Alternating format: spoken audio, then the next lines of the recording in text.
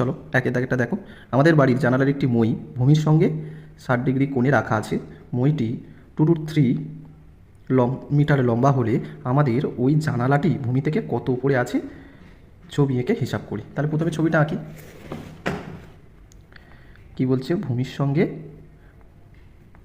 60 degree কোণ করে জানালার সাথে একটা মই লাগানো আছে।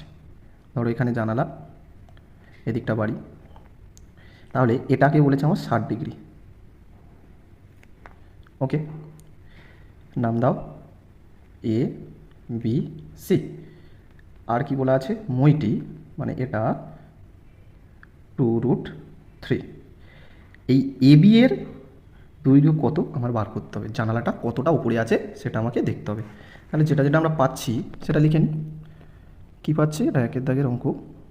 ত্রিভুজ এ বি সি এর বি কোণটা তাহলে 90 ডিগ্রি, কোণ বি সমান 90 ডিগ্রি, আর কোণ সি সমান 60 ডিগ্রি। আর একটা কী বলা আছে যে অতিভুজ, এটা দেখা যাচ্ছে 90 ডিগ্রির সামনে যে থাকে সে অতিভুজ, যে বাহুটা থাকে, তাহলে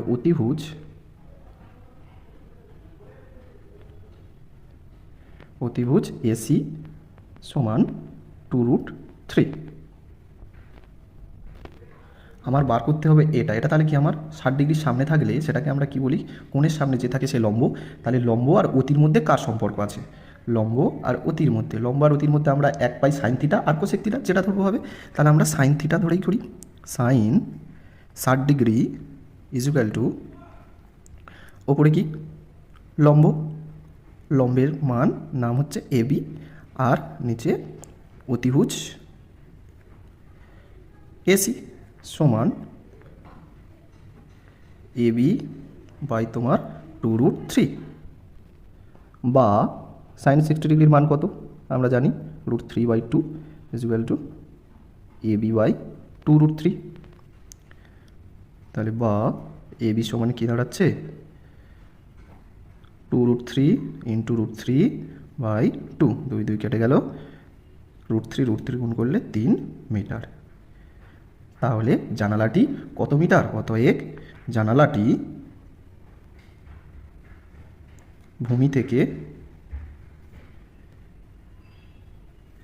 3 মিটার উপরে অবস্থিত।